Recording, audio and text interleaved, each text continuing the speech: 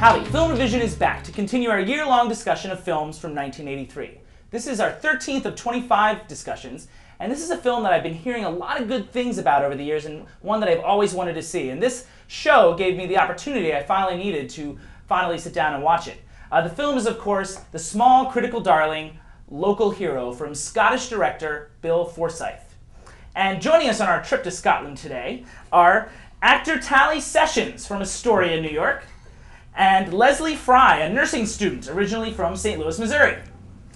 So, Leslie, let's start with you. Opening thoughts. I don't understand what all the hype was about the film. I think that it's a film that is definitely a sleeper film, but it is... What do you mean, what do you mean sleeper? I mean sleeper like you'll fall asleep Boring. on it. I thought it was a darling little film, but I don't think that you would actually get it unless you were Scottish or... Really? Yeah. Some of the you humor... didn't get it, or are you Scottish?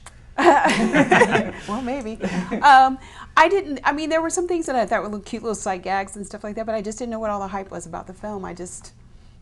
I swear to you, I watched this movie and in the middle of the afternoon and was like, You still fell asleep. Did I? Almost. But I thought, have I blacked out at some point? From scene to scene, I felt it was so disjointed. I was like, I have no idea what's going on. There's lots of little weird subplots. Yeah, I mean, but like that have no Heather beginning or with that ending. guy. Yeah. Oh my gosh. Very bizarre. I appreciate thinking out of the box, but I have a hard time justifying that in my head.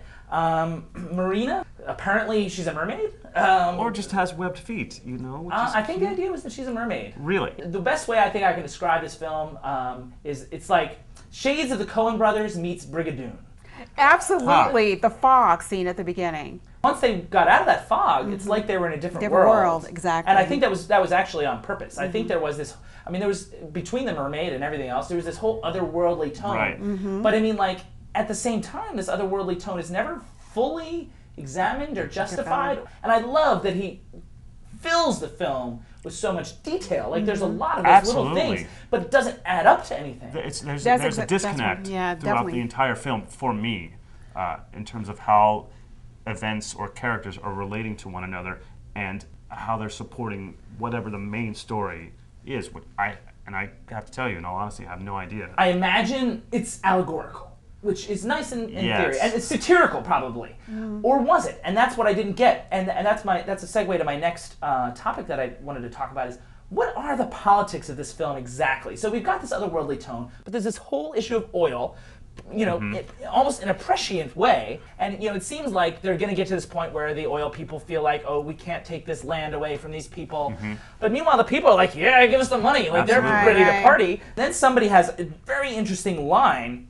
When they're trying to figure out if they're going to sell this land or not, and somebody says, "Well, you can't eat scenery." Right. And to me, that's an argument for forward progress. Or justifying this idea that all these people are going to make money off of this oil. I wasn't sure if they were mocking that idea or saying that it's okay. You don't need to feel guilty about making this money. Like, I'm unclear. Do you guys have a sense of where the film stood politically? It seemed to me that the only people, other than Ben, who owned the beach, the only people that had an appreciation for that environment were the outsiders, were Peter Riegert and Burt Lancaster. Olsen. And Olsen. And he had more appreciation for the mermaid. Yeah. And they were kind of photo negatives of one another in terms of the people that were not part of the denizens of the town. He's either saying a whole lot of stuff that gets mixed up, or he's saying nothing at all. That's my theory. Like, it's one of those two options. I think that the first is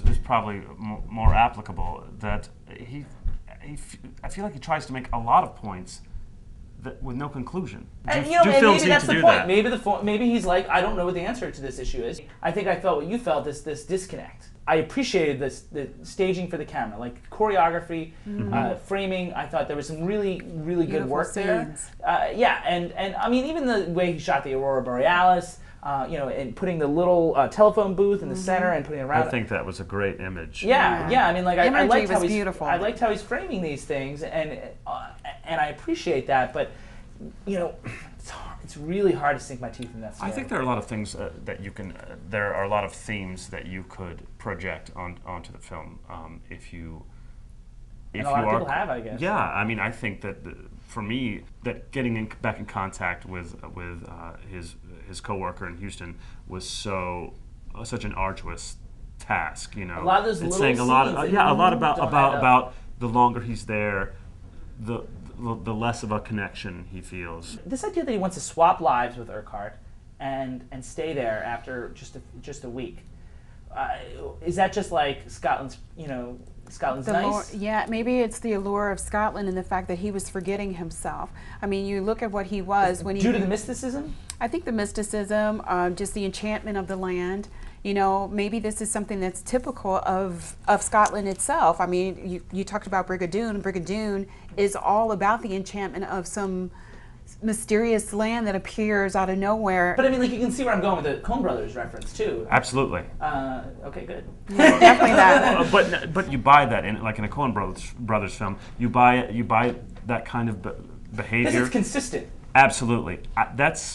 I think that is the failing of the film for me. Did anybody figure out the significance between Ben Knox and Knox being the company? That's another thing. It's another loose end. What I think that is, I think that's a red herring. I think that's directing me like, I'm making you think that's going to mean something. I wanted it to. It's nothing. I can see him writing that. Like, I'm going to test with the audience expectations. That is my belief of what that is. I was a little jealous by the conversation that was going on with Happer and Ben. And I'm like, what cabin. Are they? Yeah, right. what are they talking? Yeah, what are they talking about? What are they resolving? Why are they laughing? Are we agreed that the film needs to do a better job of having enough of a story for us to follow? Like that all that mysticism, allegory, it's fine, but at its core, you need something stronger to build a foundation on. Absolutely. Yeah, I liked all of each aspect of the film in that aspect, but I just wanted to know more. I wanted to see a conclusion. I wanted to see what happened, and that left me disappointed. I can tell you right now, we are going to get so much hate mail for people telling us that we're morons for not liking this film, but at least I'm not alone. It's possible that that we're morons. Well, that's certainly possible.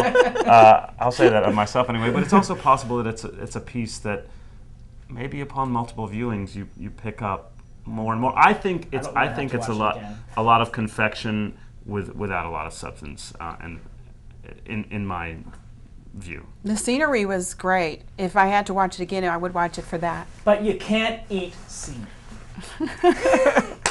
Wow. Absolutely not. I did that, wrapped it all around?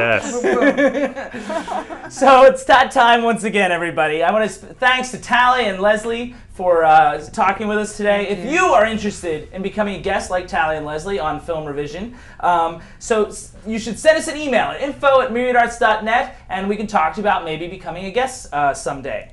And please continue to check out Reel 13 every Saturday night on Channel 13 in New York.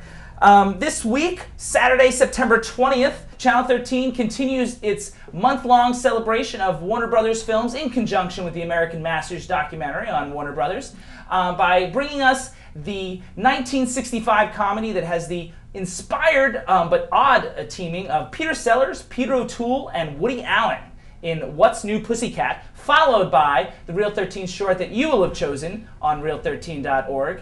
And the indie is Saving Face, starring Joan Chen, who, having appeared in The Last Emperor last month, will be the first actor to have appeared in a Reel 13 classic and a Reel 13 indie, which I think is kind of an accomplishment.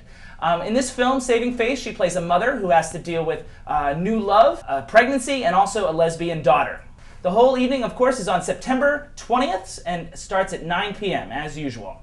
Film ReVision will be back in about a week, where we will talk about another comedy, but this one's a little more well-known. Dan Aykroyd and Eddie Murphy in Trading Places. So I look forward to that, and we'll see you then.